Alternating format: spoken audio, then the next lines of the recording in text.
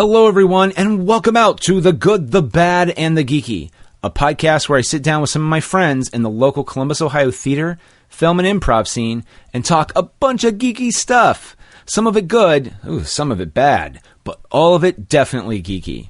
If you enjoy our programs, be sure to subscribe to our show on Apple Podcasts and to leave a review, or subscribe and leave a review wherever you can get podcasts.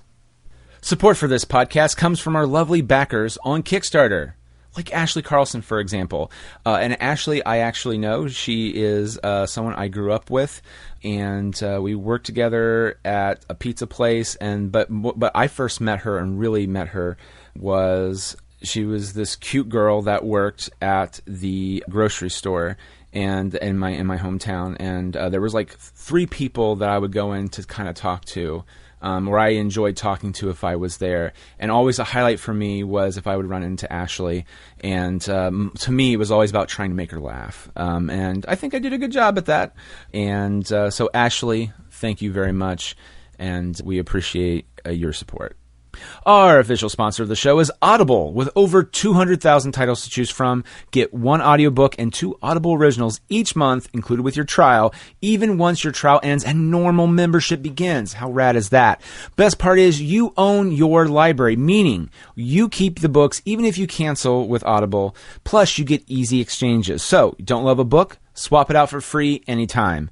Sign up for your free trial over at audibletrial.com/goodbadgeeky.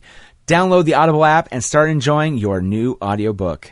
We're also part of the It's All Been Done Presents Network, a Columbus, Ohio-based multi-platform creative network. Let us entertain you. We're also voted one of Columbus's top picks for 2017 and 2018. And we have tons of podcasts, frameworks, reviews, videos, and more. For more information, go to iebdpresents.com. In this episode, I am here with Dallas Ray. And we sit down and talk about Toy Story 4 and maybe some other stuff too. On this episode of The Good, the Bad, and the Geeky, a word of warning that there will be spoilers aplenty, not just on Toy Story 4, but just about anything that we start talking about, so listeners beware. And is there anything that you want to say about Toy Story 4? Join in on our conversation by interacting with us via social media or email, Twitter and Instagram and Facebook, username GoodBadGeeky, or email me at goodbadgeeky@gmail.com. We may read your comment on a future episode of the show. All right, enough of my end. Will, roll 'em.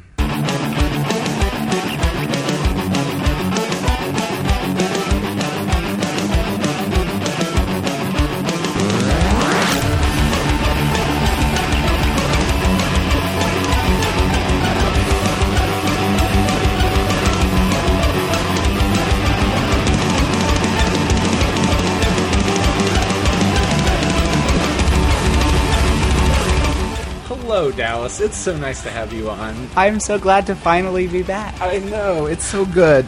Now, I like to throw out there, I've kind of been saying, I've been not giving a shit about this lately. I'm going to tell you about how the meat here is made at GBG Podcast. I love meat. Doesn't everybody? Hacking it away. Sponsored by meat. So I have a Facebook group, a private Facebook group with all the people that are whatever, and people sign up for it. Well, because I don't have all the time in the world, I will take a template, or I will copy another, it's like there's formatted. Dallas can attest to this. It says, this is the name of the movie. This is the time the movie starts, or it's released. This is the day we're recording. And I give date, and then I put in parentheses the name of the day. And I put 6/24 when we're recording this, which is Monday. And then next to it, I put Tuesday, which was probably a carryover from a Tuesday podcast that we have recorded. Gotcha. And in the process, Dallas is here. I did it. But Matt Schlichting is not, and that is 100% on me. And part of that is just because Dallas signed up for another podcast. Was it Aladdin? You mean I signed up for 2 other podcasts? Oh, I'm sorry. I was trying to give you some could not. I was going to let you ease on down the road, and it did not happen. I signed up for Aladdin. I signed up for Detective Pikachu. That's what it was. And Detective Pikachu, I was a little better at, because I was like, I went and saw the movie and was like, I'm so ready. After the movie was done, looked at my phone to check my calendar, and I was like, I know I put this in my calendar, and it was for the next day when I had a rehearsal or work or something. Right. And I was like, oh no. And then, 2 weeks later, it was like, you're still coming to do this one, right? And I was like, oh my God. Well, it's a valid question. Here's the thing. I had a different job when that happened, so now... It really is okay, because here's the thing. There are like 3 people I kind of have to do that for, and that's 100% okay. I'm not... It's one of those things where I will then forget about it, and then that's on me. But then I just looked at it because I was like, I even said we did the F Cancer Cabaret, and I think backstage, and you were just like, don't worry, it's in my calendar. I did it. Right, and so I look, and I was like, 6:24, right? And you're like, 6:24. And then I just happened to look at it just in case to like say something, and I go, oh no, it says 6:24, parentheses Tuesday. And then anytime that happens, I only look at the actual numbers. Oh, thank God. Which is a 50-50 shot that I'm right. It really is. But here's the thing. I should not be wrong with those. So again, it's really all on me at the end of the day. But so we lost Matt Schlichting in the process. But did we, though? Did we? I see his writing over there. He sent me... I told him, I was like, well, I feel really... This is 100% on me. I feel really shitty. But please send me your thoughts on Toy Story 4, and we will read it on the show. And I thought maybe it'd be like a paragraph. Can you do it in his Dallas voice? How maybe. I don't know. He's really hard because sometimes he goes very calm. Yeah! Yeah! You know, I might let you read this as him. But, like, you can attest it's a front and a little bit of a back. Yep. And there's one I didn't get to print out in time that he sent me a follow-up on later because we were talking about it again. So first off, we'll just delve into this, which is real quick, like almost like a TLDR. What do you think of the movie real quick? Didn't see it. I'm just kidding. Well, everybody, we've taken a turn. I liked it a lot. It was one of those things where the friend that we went and saw it together, and the whole time I was just like, there were times where I was like, I wish they would have done this instead. And then 20 minutes later, I was like, you know what? Never mind. I'm glad they did that. And then kind of move on to the next thing, and I was like, oh, I wish they would have done this. And I was like, you know what? I like it this way. It's fine. And it kind of kept going like up and down where I was like, missed opportunity. Never mind. They did something else that kind of made up for it. I wish they would have done this. Oh, but they did this. Okay. So my TRDR was movie was over. And did you stick around to the end credits? Yes. Really great. Yes. Hey, hooah. Yes. I Canada. I was like, oh, Jesus. Keanu Reeves. Every Oscar. Nailed it. I think it was The Ringer. Someone posted like an article. I think it was probably Woo's because he posts The Ringer stuff a lot. But I think it was The Ringer. It's like, why is Keanu Reeves like more relevant now than when he was like supposedly at his pinnacle? And I was just like, a comeback. Because. But here's the thing: he's never left. Yeah, he's been here. He's been here the whole time. Like he has a few misfires. Like what was it, The 13 Samurai of Scooby Doo or whatever the fuck that movie's called. But like the dude, whatever he commits to, he fucking fully believes in it. And like, and he just has a very zen, whatever. But no. So when we were leaving the movie, though, and that was funny, laughing. Wife goes, "What do you think of the movie?" And I was just like, I don't think I liked it. And then we were talking about, did you like this part? I was like, oh yeah, that part was great. Did you like this part? Oh, that part was great too. And I love this. It was wonderful sketches. It was a terrible show. It was no. So that's the thing. And Matt. So here's his TLDR. I don't think Woody deserved or earned the ending that he got. Also, Bonnie's dad is a moron. An absolute moron. Bonnie's dad is my favorite character. Oh, because he does it. It's me in 10 years. No. Well, no, it's just like, see the man there? That is me. Me is moron. Right there. Well, yeah, because it's like, well, you feel bad for him because it's such a relatable thing, which is so obviously there are spoilers, but the dude's everything goes wrong for him, and being that he's the dad, he gets frustrated. I feel as we as men get frustrated very easily. Not to say that's always true, but it tends to be the case. And then unintentionally, we have this thing to fix everything, which then compounds it and makes it worse because we might not be smart enough to fix a fucking RV tire, amongst other things. Yeah. So it's this very beautiful, like, oh, I can relate to that. But, like, at the same time, you're like, you are a moron. And you don't know how else to pinpoint. Like, also, I feel like I would not step on my kids' toys. Oh, my gosh. Like, look, unless it's an accident. But I was like, I don't think he gave a shit. Straight up stepped on Woody's face. And I just feel like that's so weird. Now, I will say, though, and this... I segued into Matt's real quick. Matt's dissertation. Matt's dissertation because he hit on something and it feels exactly how I feel. So you know what? I'm just going to go right into it, and then we can dissect it further, because Matt has thoughts, and it makes me feel better about mine. Because here's the thing. If you go, what about Ducky and Bunny? Oh, I fucking loved them. Loved it. What about that scene with this? I loved it. Yeah. But, like, I just felt like, oh, I don't know why. Like, I was like, I think I tweeted, I was like, I need to sit on this, and I need to figure it out by Monday. And then luckily Matt sent me this, so I feel a lot better. Well, and I also feel like this movie was a lot of, look at what we can do with our animation budget. A little bit, yeah. Well, so, and someone says, like, do you feel like it was a cash grab? I was like, first off, all movies are cash grabs. But I didn't... But also... maybe a little bit. Well, no, totally. I didn't... Tim Allen needed a job. Well, now... his show got canceled. Tim Allen. But it came back. Yeah. Sadly. Sadly. It's like, nobody hires conservatives. And I'm like, you know what? Kelsey Grammer's doing just fine. He did a movie with Kristen Bell, who everybody loves. It was so good. And it was good. I liked it. I did too. Like, we should do a podcast. We should. Technically, we'll throw it into this one. That's Sail Away, the podcast. Sail Away. No, is that what the name of it was? No, it's just Father's Day. No, whatever. No, that's fucking Robin Williams, and I'm so sorry. We went down a dark path there. Who? You and I? No. Never.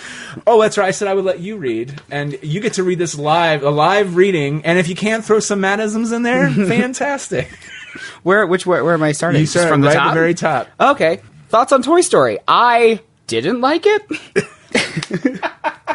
Maybe it's just because it was the first time I saw it, but I got the sense of it being a good intermediate draft of a script on the way to being really great. One example: Woody tells Buzz to follow his inner voice, which is why is he stupid again?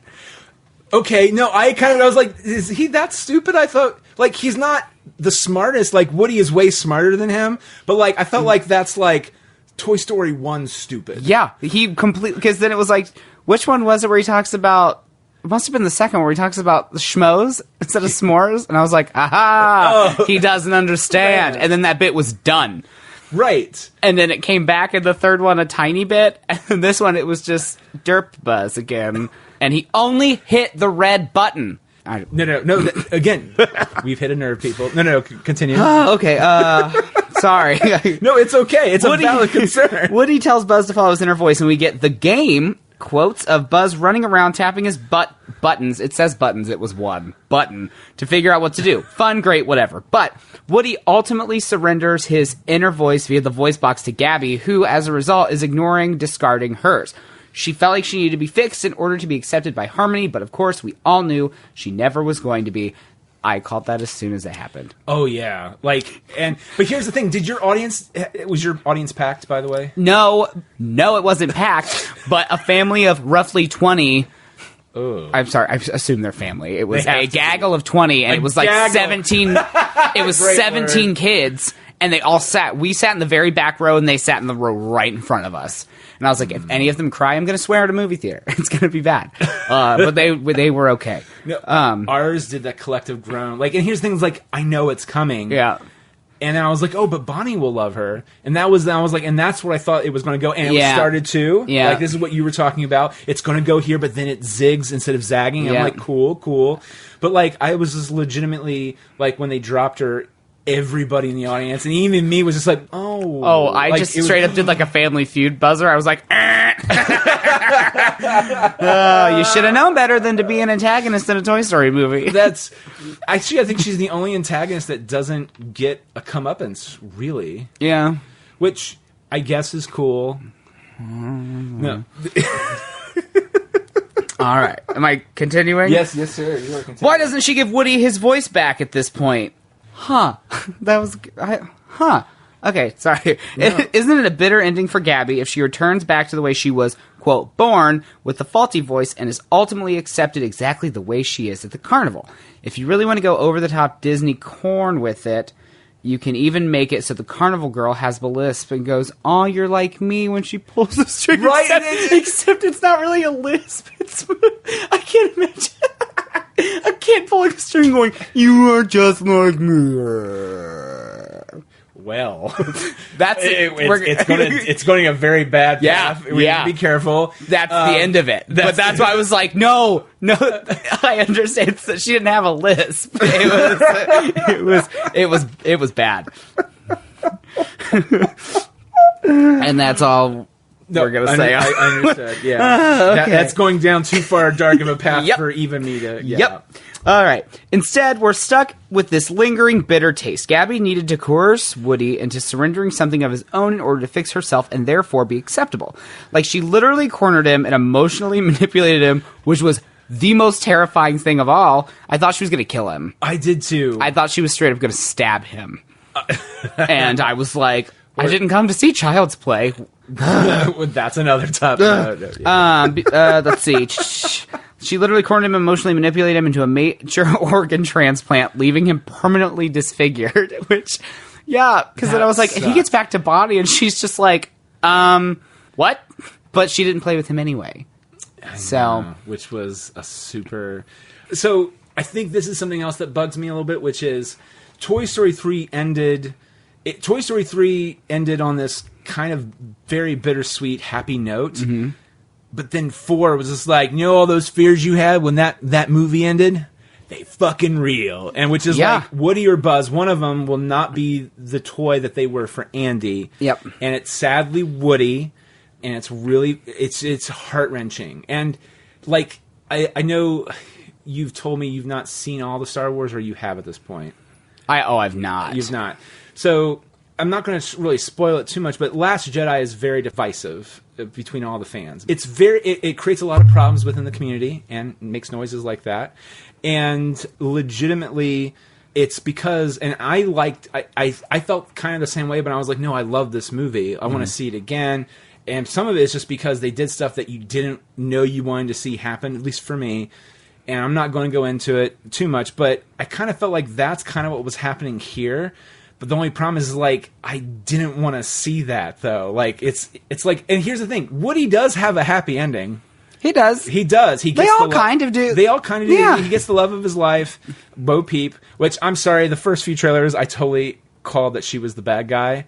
Yeah. And I mean, I guess you could say she's right because he leaves because of her. But like, also the subplot of Ducky and the bunny gets completely discarded once they save the toy, and they don't even really mention it. It's like, oh, we hanging out with Woody now, and I'm like, no.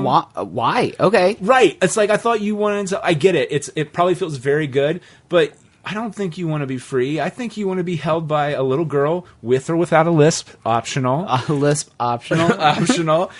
And also, I'm surprised, maybe that's for Toy Story 5, where they get separated. They have, oh my gosh, there needs to not be any more. I agree with that. They did the third one, and it was like, I loved the third one. I do too. Loved it. And then when they were like, there's a fourth one, I was like, oh no. And it like held on. It's probably the weakest of all four. Yes. In my opinion. No, I agree. It's like 3, 2, 1, 4. Which is in my weird, opinion. Which is weird because I also feel like 1 and 2, I felt like 2 was better than 1, and then 3 was better than 2. It's the weird... But they're all good movies. Yeah, and like, it's the only where the sequels get better than the original one. Yes. And you're like, okay, and then this one I was just like, oh, it kind of fell off a little bit.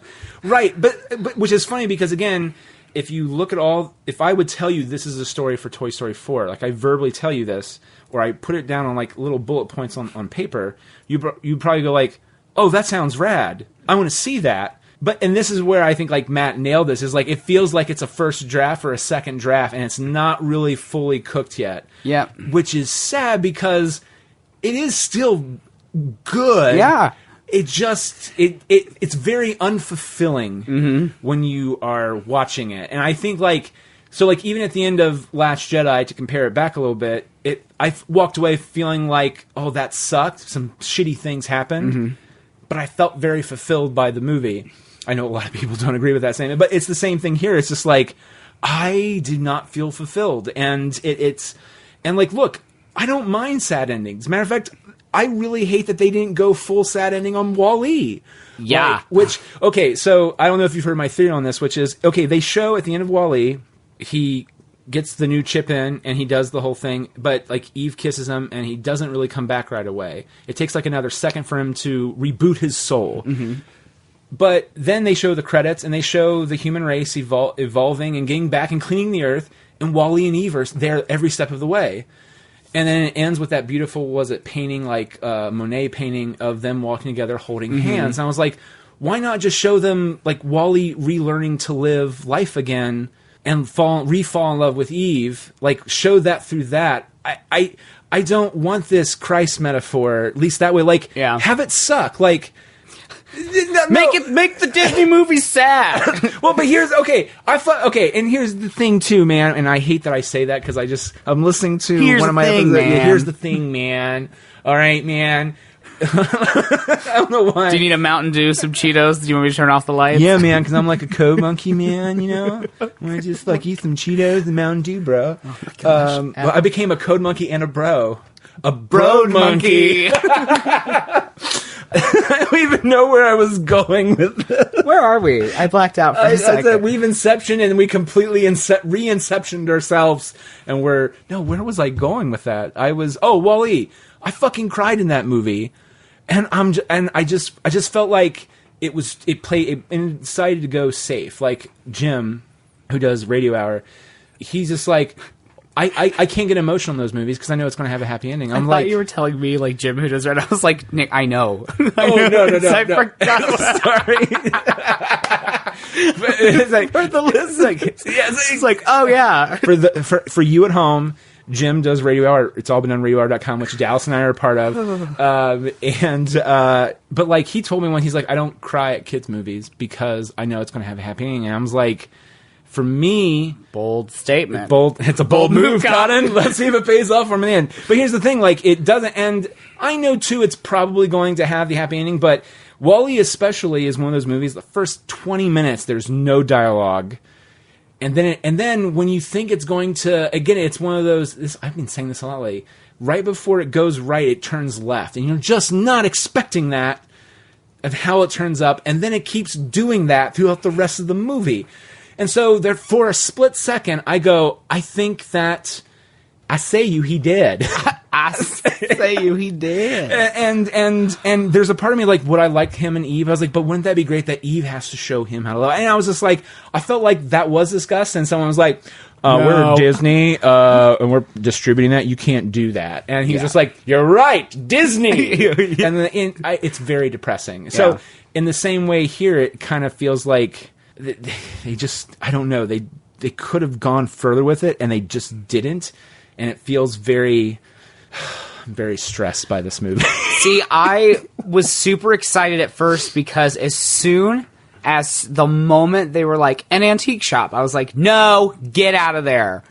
You're a danger, girl. Get out of there. Nothing good happens in an antique store. Then they go in and there's just a dummy pushing a cart or oh my God. I was like, no, so get out. It was like Goosebumps, like Slappy. Yes. And I was like, no, thank you. And then she's just like, hello. And I was like, no, she's the bad guy. Obviously, she's the bad guy. Oh, totally. She has to be. And then within 3 minutes, she's like, oh, a voice box. That's what I need. Where were you made? And it's no, hard pass. Get out of there. And I was hoping they would make her, because it was already terrifying. Like, it was super creepy. Yeah. And I was kind of hoping that they would just lean into that and be like, she was the scariest Toy Story villain when she was first introduced. Yes. Like, chilling. And then it turned completely around. And you're like, right. Oh. But the part of me was like, I wanted her to kind of be like, super villain, crazy. Crazy. So something else that they show you. So explain how they get there a little bit more. Sporky or Forky? Forky's his name. Oh he is a spork, but his name is Forky. Trash. I'm trash, and it's just me going same. My friends are trash. Okay. Yeah. So he because Bonnie created him, which I thought was an interesting concept that they delved into, which is what constitutes a living toy. Yeah. Which is if the child wills it to be, it is, and that's an insanely weird, dark thing they could really go into, and they don't. Yeah. They just, which is probably smart because that would be the whole movie. They bypass it, but the problem is, I think it's because maybe the one kid who owned the spork because he was eating something, he threw it away into the trash. Woody saw Bonnie was having a time during kindergarten craft time, And so he picked out the trash and threw some stuff up there so she could build something.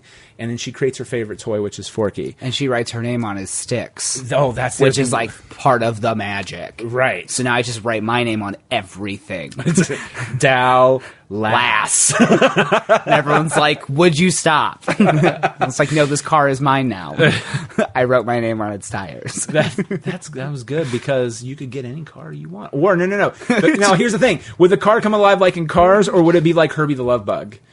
I don't think I wanted that cognizant. Probably, I would do Herbie. That seems Herbie he's pretty cognizant. Fucking deep. Christine, is it Christine? I want Christine. Christine. Oh, Jesus. Just murder. I want to regret it. I want to regret it. Well, by the way, if you should rewatch, because you're a Disney fan, you should rewatch. Oh, by the way, tell the audience what happened to you. I felt really bad about this, but your Disney movies. My Disney movies. Yeah. It's the worst. It's the worst first world problem ever because I technically lost nothing. It's all on my computer. I just can't watch Disney movies on my Apple TV because my account got hacked and then they secured it down and I can't get them anymore. Whatever. So I just can't watch them on my Apple TV, which is the worst first world problem ever. But here's the thing: as an Apple user myself, and that terrified me. And so, matter of fact, I told my wife, I was like, "We need to write somewhere the security code, and reset it or something because if any of this shit happens." We are fucked. Yeah. Well, and that's what the thing that they said happened was it looked because it was my old Apple ID. So what they did was I got hacked and they caught it in March. I just don't use that email and I didn't realize I'd been using that account. It happens. So I went and they were like, "Did you download this app from mainland China?" And I was like, "No, I didn't." And they were like, "Well, whoever hacked it, you didn't have the 2-factor authentication. Yeah. So they set it so that you couldn't change anything." And I was like, "Well, I don't even have a card attached to that anymore." So, and I haven't for a while. So, which is good, but it also sucks because especially if you have an Apple TV and that's how you mainly watch stuff, or you go to someone's house and like maybe you log into their movies anywhere and you log in your Disney library, you can't now access it. Yeah, it sucks. So what I was doing was I was replenishing. After the fire, the Great Fire of 2016, where my parents lost their house. Yeah, that's a little. Parents lost it. Yeah, sorry. I was still inside it. He's okay. Obviously. We're fine. So what I've been doing is I've been buying the Blu-ray of the movies that I lost with the digital code. Yep. So I have the DVD. So I didn't lose anything. It's just from my bed, now I have to open my laptop to watch a movie instead of my Apple TV. So this is me throwing out there. Did you ask them, because you were allowed to download a movie, re-download a movie once. Can you ask them to re-download it but transfer it to the other account? So I tried that. So what they did is they can say, "Hey, it's the Movies Anywhere thing is what it's through." And they're like, "It's attached to this iTunes." So I was like, I just need to log out of this one and attach it to the other one. Because they were like, I think it takes 3 months. Yeah. To reconnect it so that it's not, you just can't bounce them all over. But I have to have the password to the old one to sign out of it. And I was like, why? No. Okay. Well, if you haven't rewatched it, but I just remember I wanted you to talk about it because I felt so bad. And because what happened was you posted that on social media, and then I looked. I know Apple stuff equally as well as you do. Let me just double check and make sure. And I was looking for stuff to try to help you, and I realized, oh, you're fucked. If that happens to me, I'm fucked. Yeah. Oh my God, everybody's fucked. Well, and so luckily, I didn't really, like I said, I only had like 5 or 6 movies because I just started getting them again. Yeah, you were doing a great job of it. Like, I think you bought like Peter Pan. I've got like a lot of the classics. Because I like Wikipedia Disney animated movies, and I started from the very beginning, so that I can go. So I have like Snow White, Pinocchio, Dumbo, Snow White, Pinocchio, Dumbo, Ichabod and Mr. Toad, Peter Pan, Lady and the Tramp, Cinderella, Alice in Wonderland. Oh, I feel like there's more there. Oh, there's Lady and the more. Tramp. Did I say that one already? Sword and Stone? No, that's a little bit later. That's my next one. I have that. I got it for Disney Rewards. You should sign up for Disney Rewards. Make sure you set up 2-factor authentication. 2-factor authentication brought to you by Meat.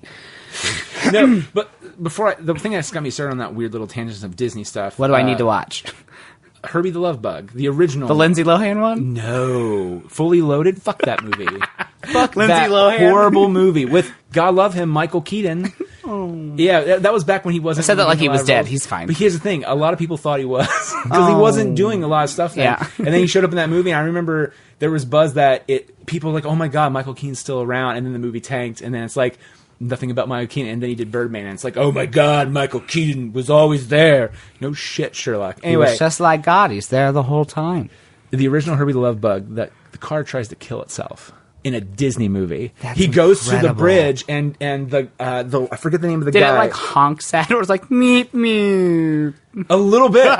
So what happened was, so he got into a fight with the driver, Dean. I can't think of his name right now. Lindsay Lohan. Now, yes, we'll call him Lindsay Lohan for this. Oh, Lohan. And Buddy Hackett is the plucky friend character, and it's like, what would you want to do that for? You know, doing that whole scruffy voice, and he's the only one that's like, Herbie's a good car. You gotta take care of your friend Herbie. And Lindsay Lohan is just like, no, it's a car. I will tell it what to do. And you know what? I don't need Herbie. I'll take any car. And apparently Herbie got very attached to Lindsay Lohan. And so when he comes back after a bad day, something like that, he comes back and he feels bad. And he actually, I think it's one of those things too where he's like, I don't believe I'm going to go talk to a car. He goes to talk to the car's gone. And Buddy Hackett's like, Herbie's gone. He ran away. And he's like, you didn't stop him? The car no, ran Lindsay away. Lohan. No, it did. And then when he finds it, he's running down the street, and you can hear the two shots of the car looking sad and like, The car looking sad, but it's just the car, and you are putting this emotion no, on the it really car. is. Because they play the sad music and the horn. They do the horn like, and then they cut to Lindsay Lohan running down the streets of whatever fucking city there, and he's like, Herbie, doing all that. And then they cut to the fucking whatever. I think it's San Francisco. It cuts to the bridge, and he's trying to fucking jump off of it, and he has to talk him down. Or it's crazy. And when you're a little kid, you're just like, oh, he saved Herbie, yay! I just want the scene the next day where it's like, what'd you do yesterday? You're not gonna fucking believe what I had to do yesterday. You ever talk down a car? And also, They're surprisingly emotional. Buddy Hackett, where the fuck were you during all that? I thought you were his friend. Well, I don't know. He's a dingle hopper. Oh, Scuttle. But it's a really dark thing in a Disney movie. It's up there with, if people watch, was it Snoopy Come Home? And Snoopy, the song from Family Guy, it's like No Dogs Allowed, comes from that movie. I think it's on Hulu. It's by the guys who did the Sherman Brothers, who did a lot of Disney music. So the music's really fucking good. There's some 70s stuff going on, though, so it's a little weird. But legitimately, he goes and leaves to find his original owner because he misses her. And he doesn't talk because he pantomimes everything, but it's very clear that he's probably going to just stay there. But when he gets there, they do the "No dogs allowed" and kicks him out.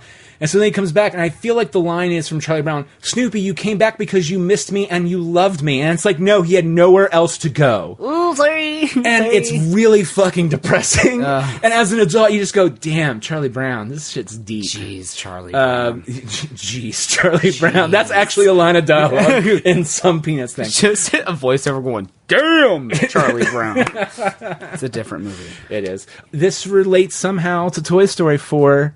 That's a cartoon. It's a cartoon. Nailed it. Boom. All right, where are we at over here? Reading Matt's dissertation. Oh, let's see. Oh, manipulating him to a major organ transplant. All for what, Woody? To get a plastic spork back to a child because you're, like, far too creepy and clingy to just let a child experience life as it is? Shit gets lost, people get hurt. You don't always magically get everything you want. True facts. Mm-hmm. Yeah. Just like you didn't get all your Disney I movies sure digitally. didn't. Was Toy Story 4 a metaphor? Who was stalking my life? Somebody knew. It's like Pete Doctor did. Big Disney coming out together. Big Disney? Big Disney. Disney at the knees! Sorry. You don't always magically get everything that you want. Unless you're Woody, that is. Accurate. He continuously fails forward into better and better outcomes. Matching Gabby with a child, getting Forky back to Bonnie, ending with a grand adventure ahead of him with the love of his life. Did they kiss? I don't think they did. I think it came close like they were going to, and then either they cut away or they just... Because I distinctly remember, like, they're going to kiss, and I was like, ew, maybe don't. Maybe don't. Maybe toys don't feel sexy emotions. I think they were going that direction. Maybe they hugged? He's too tall. Yeah. I'm also too tall, so I get it. We don't even really get the sense that Woody accepts that he isn't a toy that Bonnie even cares about and that the world has moved on from him. Nope. He manages to somehow get all of the pieces where they need to be and get his own happy ending without needing to unpack anything. Not his enduring love for Andy despite Andy being gone. Not his overwhelming need to control the other toys and be in charge. Not feelings of inadequacy when a literal spork is the more important toy to his child. Not the feelings of betrayal on the side of Bo Peep and Buzz, whose eventual forgiveness of Woody is completely unearned. Yeah, I couldn't really tell. Bo Peep was like, no, okay, no, fine. Well, I kind of get that there's a complicated relationship there, but like, why didn't they go more? Like, they kind of lightly on the surface touched about, like, the one kid who had me, like, something happened, and it was very sad. Oh, it was sad for her, but she was kind of like... For whose backstory? For Bo Peep. And then for a second, she quickly recovered. She was like, I'm a tough guy. And then he turned about Andy's sister, Molly. And then you just saw her broke down a little bit. Feeling very sorrowful, which is awesome. But, like, they didn't really go back into that. Not really. Like, I get that's why she feels that she can be... It's better to be a free, lost toy. And ride around in a skunk car. Which I thought was funny. I liked that a lot. So this is the thing. Everything we talk about in this movie is very funny. Yeah. It's very good. It's like, I didn't like the show, but I like the sketches. Yeah. And that's legitimately true. The skunks were great. Oh my God, Commando Carl? Commando Carl? Was that one of the little army guys? The little army guys. The one that always tried to high five? They never tied up his... I was like, oh... Yeah, they did. Did they? I don't remember. Kinda.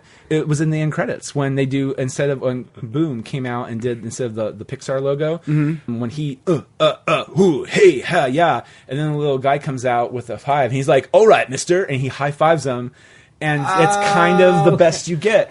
I also liked the Polly Pocket. Is that what that was? It technically was, the little tiny one that I was like, the whole time I was just going, oh, she's going to get lost. And also, she's too tiny. It's stressing me out. What was her name? Like Mrs. Gigglepants or whatever? Something Giggles. Yeah. She was, that's Officer. Officer. I'm sorry. Officer. Hello, Sheriff. It's like, shut up. That's amazing. The whole bit where she was like, I'll be right down. It's just down the little thing, drives the car around. What is it? It's like, calm down, Barbara, I assume. I don't know. God, what else was there? The idea of... Also, Duke Kaboom. That was his first name, Duke. Duke Kaboom. Good character. I just kept thinking Duke Nukem. And that's a very different character. It is a very different character, but also could be played by Keanu Reeves. Probably was. Because he doesn't say a lot. No. He just shoots things. Yep. Not totally John Wick 3. Yeah. So that was funny. Like, that backstory was really good. To go back to what we were talking about a little bit ago about Gabby, every scene, like, her introduction was so creepy. And then they start doing the typical bad guy thing, which is, man, she's way worse than you think she is. Because she's like, Forky, tell me everything you know about Woody. Like, stop it. And then I think it turned too fast into, look at the tragic villain, because I also don't know why she had a storybook of that girl. Oh, no. Because it was her name, wasn't it? It was her. Because I was like, oh, maybe it's the book that came with the doll that was like, here's your friend and here's what you do. But the illustrations and stuff were, what was her name? Harmony. I want to say Harper. Harmony. Like, it was her. Right. So I was like... Lil Gabby and Harmony had tea. Yeah, and I was like, Jesus, what? I was like, how did this happen? Well, maybe... But see, and maybe that's something that got cut that they should have talked about more, which is, why is that the way it is? Like, maybe that in her brain goes, that's how I know it's meant to be. And because beyond that, it sounds like typical villain speak. Because I really wanted it to be like, when she looks at the book, like, it's this... And then when it, like, goes to Forky, it's just, like, a completely different book. And she's losing her freaking mind, and I was like, that would have been so cool. But now taking that a step further, Forky really doesn't know what's going on anyway, so he's trash. He's trash. So he literally is just like, oh, okay, and he doesn't. But we, the audience, go, oh shit. You're in danger, girl. But, but so, or at least, yeah, if you're going to do that twist, set it up a little bit better. Don't fucking rush through it. And the thing is, this movie is like, what, 2 hours long? I think it was only like an hour. Oh, it was? I say only an hour 50 as opposed to your 2 hours because I'm me. No. It's like, well, no, the Nick, thing. actually. Well, no, it didn't feel like, to be fair, it did not feel like that's what it was. We're both looking up on our phone. Who can get to it faster? I'm on Fandango. Oh, I'm on Snapchat. I don't know what you're doing. Oh, okay. All right, here we go. Toy Story 4. It is 1 hour, 40 minutes. Oh, Jesus. It felt like a lifetime. I didn't feel it was that long, but like, damn, like it is close to 2 hours, off like 20 minutes. I mean, that's a valid 20 minutes. But maybe look, no one cares. You can still have a successful movie if it's long. Avengers did okay. Granted, it just did okay. It's fine. Well, it's underperformed for them. That's why they're re-releasing it in theaters next week with new scenes. They just need to count their money and just nobody will beat Blue Pocahontas, and we don't know why. Oh, I hate that movie. I didn't like it. I went and saw it and was like, "This was it." Well, let's do. Okay, I want to unpack this little. So please do. Bo was not in. She was in Toy Story 2. Barely, or I don't think so at all. And then she wasn't in 3 at all. Yeah. Correct. She just disappeared. Well, didn't the original voice actor die? No, Annie Potts is still alive. It's still her? It's her the whole time? Yeah. Okay. She's also Janine in Ghostbusters, who is also coming. I care, goddammit. It's not that I don't care, I just don't know. I know. That's one of these things that it's my goal to get people who have not watched. So this is a conversation for another time, but I feel like there are movies in every generation that you should watch. Like they're part of the zeitgeist. Mm-hmm. And here's the thing: you probably it's like you might not have seen Empire Strikes Back, but you know Luke, I Am Your Father. Yeah, it's like that level. It's like Ghostbusters. It's like who are you going to call Ghostbusters? I can scream the song at weddings. I just don't know what the plot is. Right, and so there's no Dana. There is no Dana. There's only Zool. See, I know. Right. I know of it. So, but just in general, what's fascinating of what movies we should list, do a panel. And do a list of movies we feel like in the zeitgeist. Mm-hmm. I feel Ghostbusters. This doesn't ultimately matter. I'm just saying Turbo, a Power Rangers movie, 3 times. That's it. Fair enough. And nothing until 2010. Yeah, exactly. So no, what were you trying to unpack? I'm sorry. I did because I remember watching the third movie. I don't remember if it was during the second one or the third one because the second movie was 10 years ago. Yeah, I do believe, right? It came out a few years after. Well, you know what? 99. It was 99. So 94, 95. So it was about 5 years. Well, and so I don't remember when I distinctly remember the point where I went, where did Bo Peep go? Because she just wasn't there. And in the first movie, it's very much like, here's Woody's love interest. Oh, yeah. Like, here's his girlfriend. And then in the second one, it kind of turned into Jessie's his girlfriend. And then she's very much... Because I think it's just for a hot second, though. No, she's not even really... She's more like a little sister. Yeah. Because he doesn't know how he feels about them. Like, he loves Bullseye. Yeah. Like, instantly. Well, because then Jessie and Buzz are the thing. And I was like... That's how the movie ended, is that she gets there and Buzz is instantly taken to her, and she is kind of too, and they do that weird tango kiss thing. Yes. And then they make that better when they do Spanish Buzz. Oh my gosh, which was so good. But no, IMDb does show Annie Potts as Bo Peep in Toy Story 2. So I don't remember her in it. I don't remember her in it very much. And then the third one, she's straight up gone. And I do remember being like, where is Bo Peep? That was the only one of the main toys that wasn't there. I also forgot, or it wasn't brought up to me in this movie. I didn't know she was the lamp. Yeah, that's a good point. I thought she was a toy, because doesn't Andy straight up play with her? Yeah. Yeah. So he's just taking this glass doll from his sister from the lamp and it's tying up all the... Anyway, I do like how... Because it was how are you going to bring Bo Peep back after all this time? And it was oh, we can do a flashback real fast. And I was it was one of the things where I was this feels rushed, but it worked. There weren't really any loose ends. I was oh, okay, she got given away on Craigslist. and she was gone. You're talking about Bo Peep. I thought you went back to Jessie for a second. No. I was just that flashback is fucking heartbreaking. Oh, I don't even have time to get into... I was if there's a Sarah McLachlan song... No, instead, Randy Newman decided he needed to write more music. Now, hold on. Now, I hate to shake your world here, but he did write that song. He just had Sarah McLachlan sing it. Because did he? No, he did. He wrote when she. Could you imagine Randy Newman? When she loved me, when she was sad, she was there to dry my tears. Damn my tears. And all the kids are just I itch. Oh God, I love Randy Newman so much. And yet, do we though? No, it was good. Bo Peep with the lamp. Oh, sorry. It was just one of those things where the classic Disney thing of of course Woody runs into the antique shop where the lamp is. Not that there were a billion of those made, and he's Bo Peep, and then he gets kidnapped. Also, I don't know who it was that I read this. I don't know if it was another review or someone on Twitter. It's just like, I like it how Forky had an entire movie plot within the first 20 minutes of that movie. Yeah.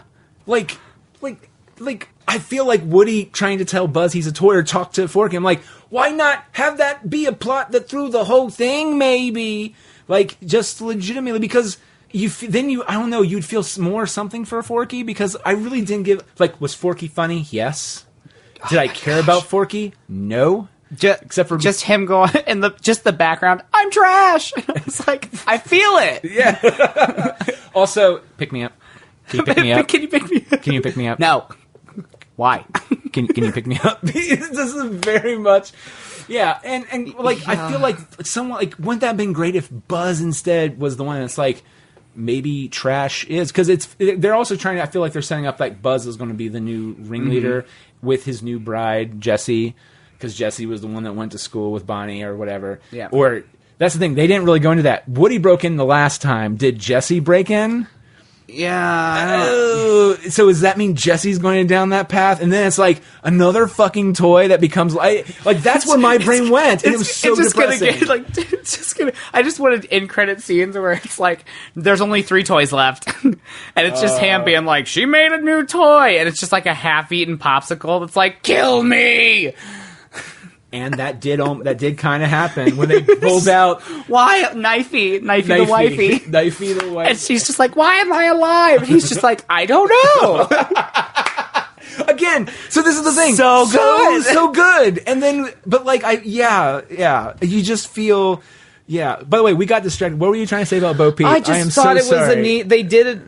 I was not at all like, this isn't how this would happen. I was like, oh, she got sold on Craigslist, ended up in an antique shop, and now she's kind of, okay, cool, I can live with that. Yeah. It seems plausible. Also, she's a badass. It's fine. Did you see Tom Hanks on Jimmy Kimmel come out with the stuff that Disney marketing told him that you should only talk about? If someone talks about Bo Peep, he read it on Kimmel, like, and he pulls it out of his pocket. He's like, I got this handed to me. This is what I have. Me and Tim have been doing this in interviews. And one of them is, no, Bo Peep was always a strong character. No, she wasn't. She was a... I know. And she walked away and went, I'm only a couple of blocks away. And I was like, first of all, you tart. This is a children's movie. Well, also, how do toys do it? Maybe they just pull on the string a few times. There's a snake. You know, you just don't know. Buzz, Lightyear to the rescue. But then what about her, though? That's clink, a whole clink, new, clink, clink, clink, clink, clink, snap. No, oh, by the way, were you freaked out when her arm came off? No, I saw that it was taped, and I assumed it was broken, because I kept forgetting she was glass, and it was stressing me out every time she would jump or do anything. I was like, oh, because I audibly went, oh, when the sheep were falling and something looked like it snapped off. Everyone did. That was another. So there was like a few moments in the audience that we were with that literally there were just conscientious groans. One of them was the bad pun of I Canada. The second time, everyone cheered when he said it in the heroic moment. The first time, you're like, shut up. Oh, God, that was bad. Yeah. But then they groaned, like, it was like a scared groan when the sheep fell. And you saw something fly off, and everyone was like, ha, ha. Yeah. And Billy Goat and Gruff, which, those are the names, right? Sure. Because they're not goats. Yes. I just put that together right now. Live. I was like, it seems fine. So you posted something else on social media because it popped in my brain real quick. Do you know what I'm going to talk about? Is it the thing that I posted about Cheryl Burnett? Yes. So someone told me they were in the movie, and the only one I could tell right away was Mel Brooks, because he has that Jewish draw. And Carl Reiner, though, he talks a little slower, but he sounds very middle America. Mm-hmm. And by the way, I love Carl Reiner. I love all of them, actually. Yeah. But I was like, oh, I know Betty White and Carol Burnett and all of them are in there, and they're all in the same scene. I was like, who the fuck is that? Like, I didn't know it was them. I didn't hear Betty White at all. That was one that I was wait, what was she? I want to hear that. But Cheryl and they all had the best names. They did. Because I don't even remember what... Her name's Bitey White in the movie, but I don't remember what she was. She had to be like one of those little... Like a teeth chomper thing? I don't know. I don't know. Cheryl Burnett, I was like, get out of here. And then it was...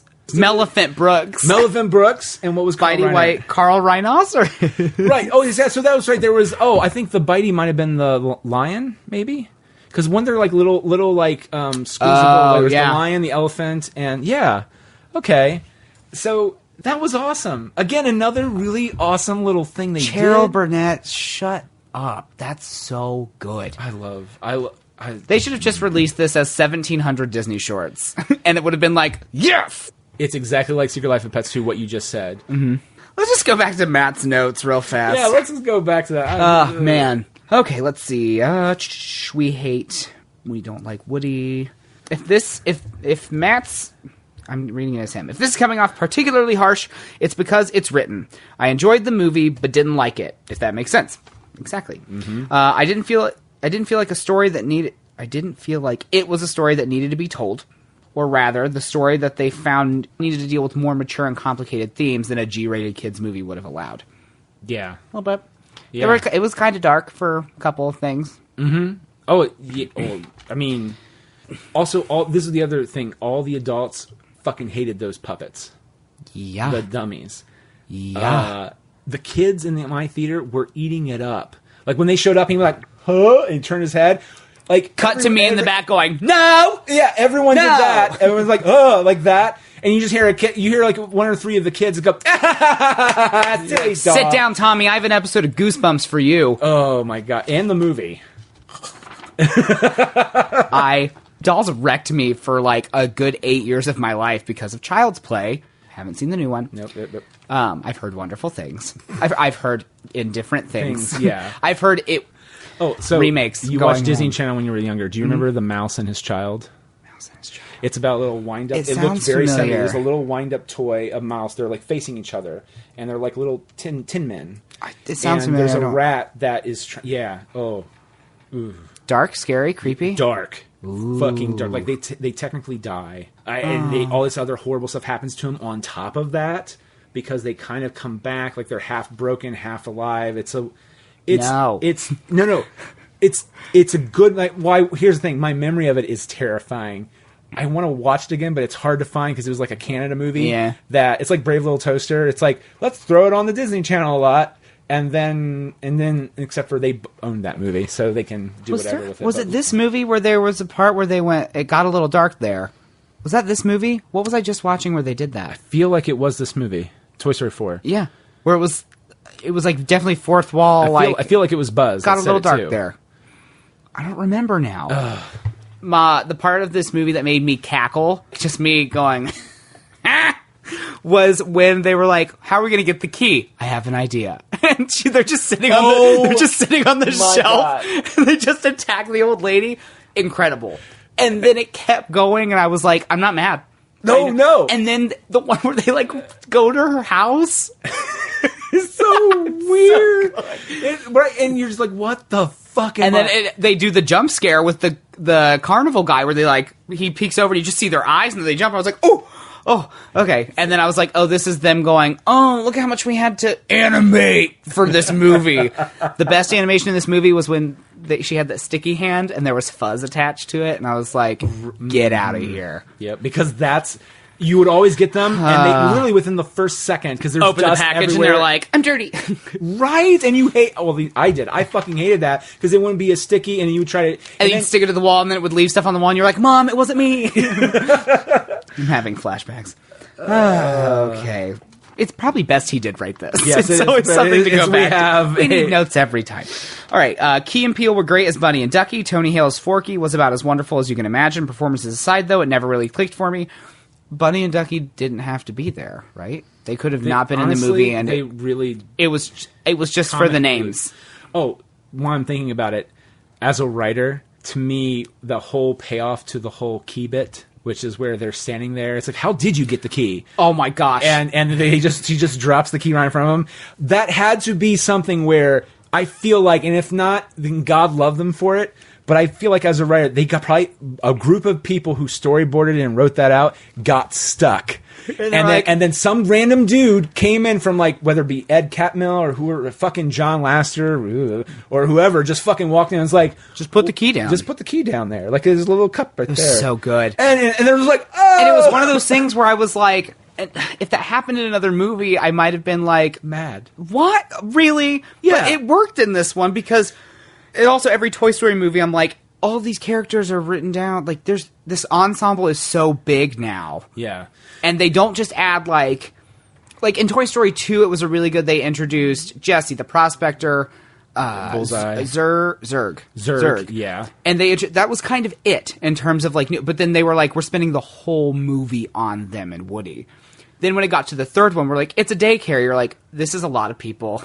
It's a lot of voices. Mm-hmm. Who's main characters, who's not? There's Barbie, there's Ken, there's the bear, there's all this stuff. And then when it gets to 4, it's like, how many more people can they add just based on the like previews? Don't tempt them. There's so many. And so I feel like there was a lot of stuff where they're like, all right, we're going to end that storyline and start this one. We're going to pause. We're going to get to that one on the D plot. And then we're going to go back to the C real fast. And it was just like there, because it was what was her name? Gabby. There was Gabby's story. Then it was the Bo Peep story. Then it was Woody's existential crisis. Kind of and then it was Forky's thing. Then it was, because they made Forky out to be like this big character, and he's barely in the movie. He's the impetus for everything, if I'm saying that right. He's the thing that he's gets the the driving plot fork. rolling. Yeah, but it was the driving fork. Oh, good. That's a high five right there. On that note, let's keep reading. Real quick too. And then I lost it. So yes, keep reading. I literally had it and I lost it in that second. You looked me right in the eyes. I did. Like, never really clicked. I will say that I enjoyed them working the parental feels into the dialogue of the toys. In particular, when Woody mentions Andy going off and doing things that he's never going to get to see, etc. I don't know if that's been there throughout all the movies. I'm just now old enough to understand, recognize it. This was also like, it felt like Toy Story 3 kind of came out. So I was talking to my mom about this. I was like, did you take me to see Toy Story when it first came out? And she was like, yes, because everyone was taking their kids to go see Toy Story when it first came out. Because it was the first CGI movie. Yeah, it was the very first one. Yeah. And I didn't know that. But Toy Story is the only franchise that I've seen every single movie in the theater. I realized that yesterday. I was like, oh, that's so cool. But I remember each time going to see it and being like, it felt like it was following my life because it was in real time almost. So the third one I went and saw in like 2010 or 11. Yeah, when it came out. When I was leaving for college. And I went with my family. And my family was devastated when they were like going off to college. Childhood, like, it did that. Mm-hmm. And I feel like for this one now, it was this more existential, like, where do I belong? And I was like, stop, you're right. So again, which goes into, like, that's the problem. And it was what makes it good and also bad is, like, it's not fully developed. Or they need to just go to a PG rating to have that more deeper discussion. Yeah.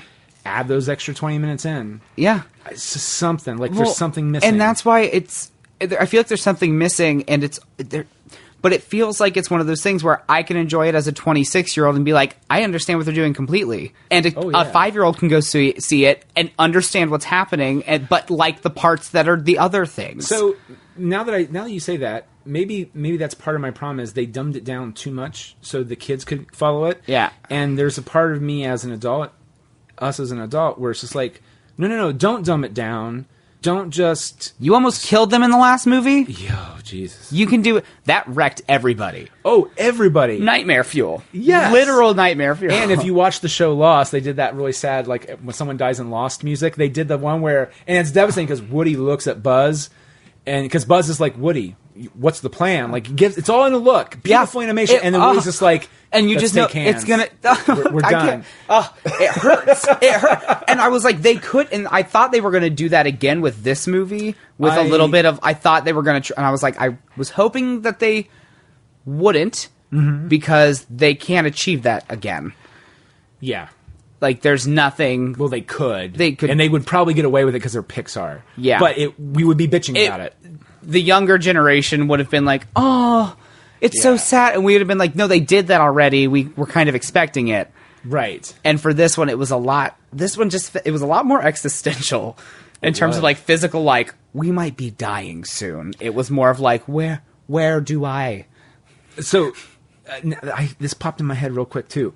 There was a thing that I thought in my head was going to happen because Gabby was kind of being like, the more the movie went on, you're expecting her to just go full on evil, and it's all a ruse. And the part where they make the jump into the cabinet, and the string is there, and it's this big tug and pull back and forth.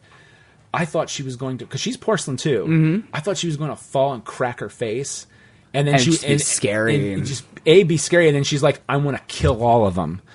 And becomes mad. Like snaps one of the dummies' necks and then it's like... Yes. Yeah. And of course the dummy's neck would just turn back because the dummies can't die, which would be equally fucked up and creepy. I thought for sure the minute that she like threw her in that bin and they cut to where like Woody was looking at it, I just fully expected her to be like... like sit up like, what? And to be like, run. I thought too, so... Which, now, again, they play with the expectation, and I like that they did what they did. But, like Matt said, too, it's like, shouldn't she probably give that... Like, I thought that was what was going to happen, and it didn't happen. And there's a part of me like, well, cool, because, like, also Matt said, shit's real. You don't get shit back. Yeah. When you do something nice for someone else, sometimes you just have to keep being the nicer person and let that fucking go. It does not... And, like, what Woody does to her. Yeah.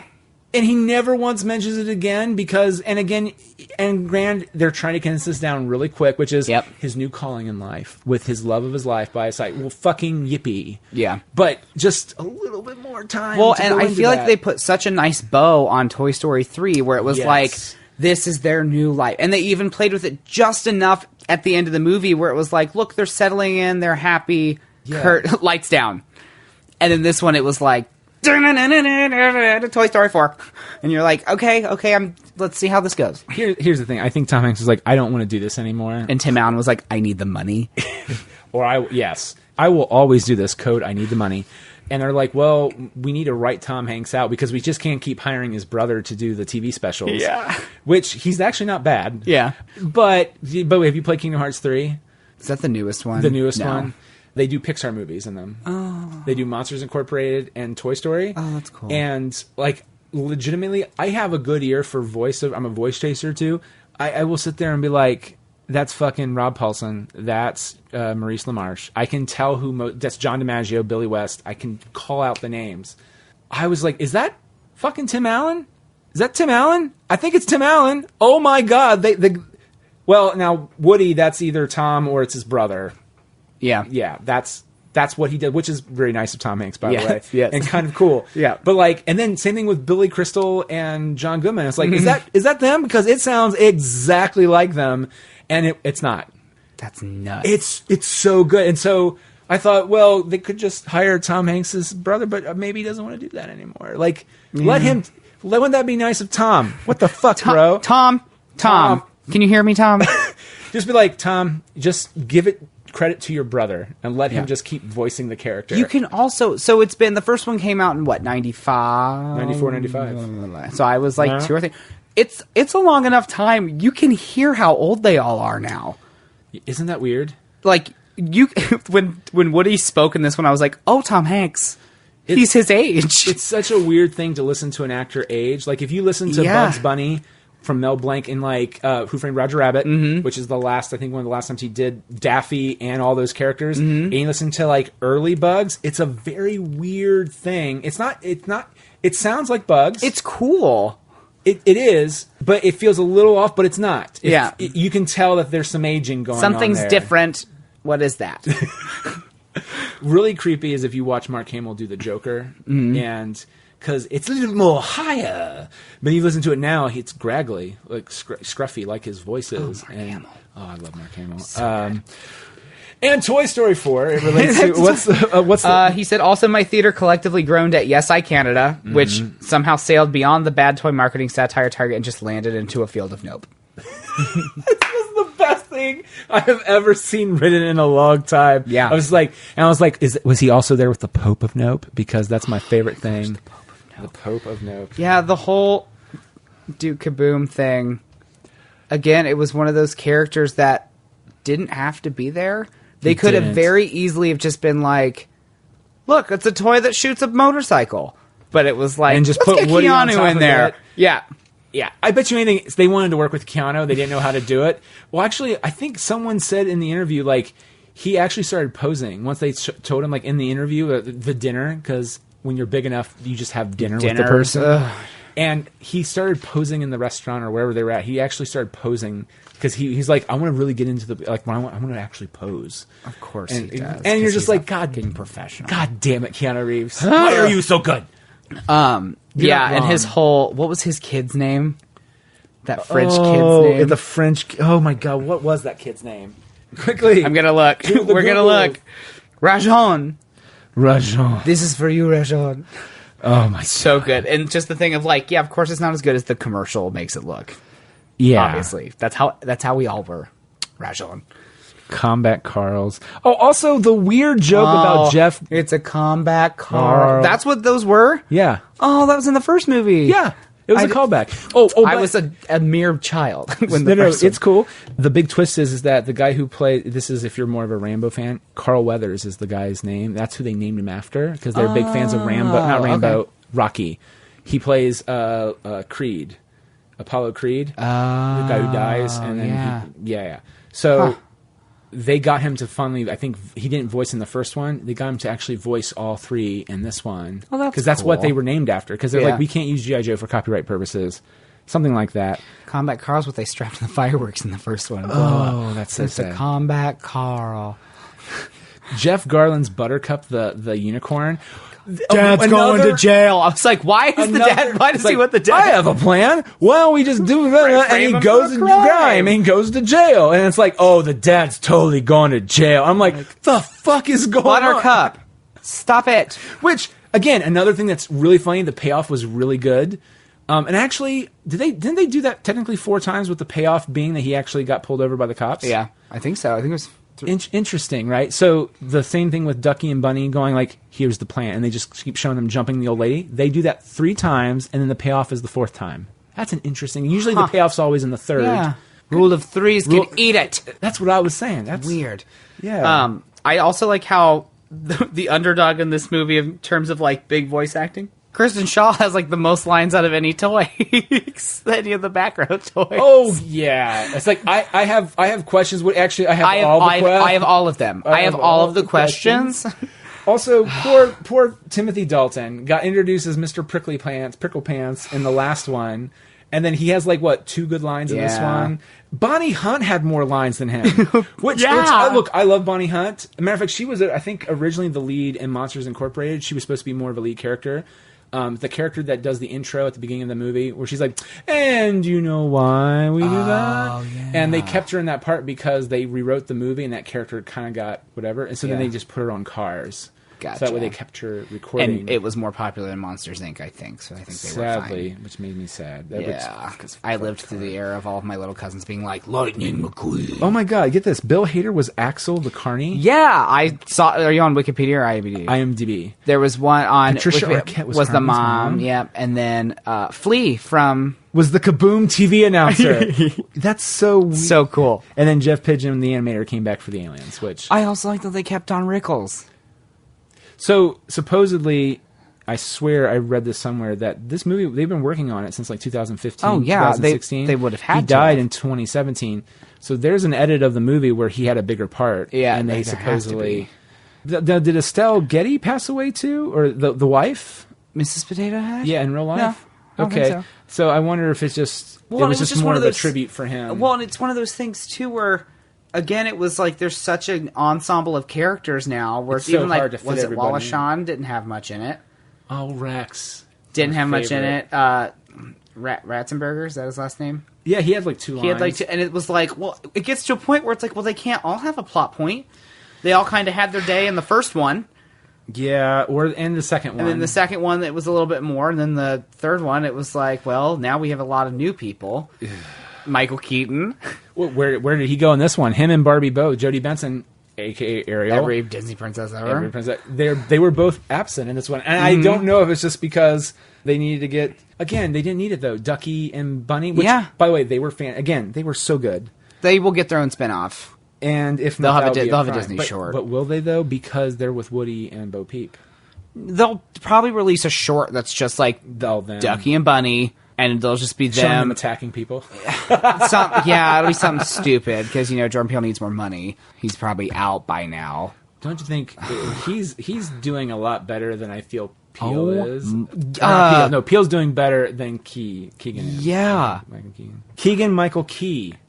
That's a fucking weird Keegan name. Key. Keegan-Michael Key. By the way, and I do enjoy both of them. I'm so sorry to make fun of your name. Key started out doing better, like more. I feel like he was the funnier one, and blah blah blah. And then Jordan Peele's like, by the way, here's my award-winning script.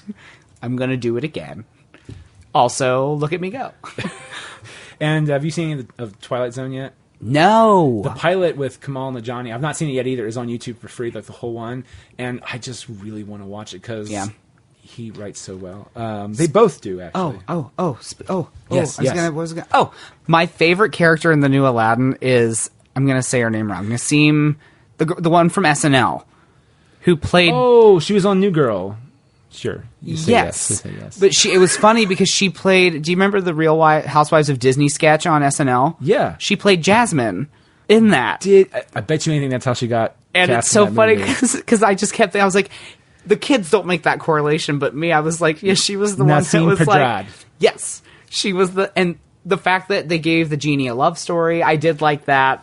And I was like, I didn't like the introduction of how they threw it in there because I very clearly knew who she was. Yeah. And that kind of irked me a little bit because it's like, look, let me figure out 2 + 2 = 4. Don't just show me that we're doing a math problem. And which Pixar usually does really well with that. Yes. And this time you just need to know what the fuck math problem it was, and it was. I left back to Toy Story 4. I left Toy Story 4 being like, I have a lot of questions, but I'm happy with what happened.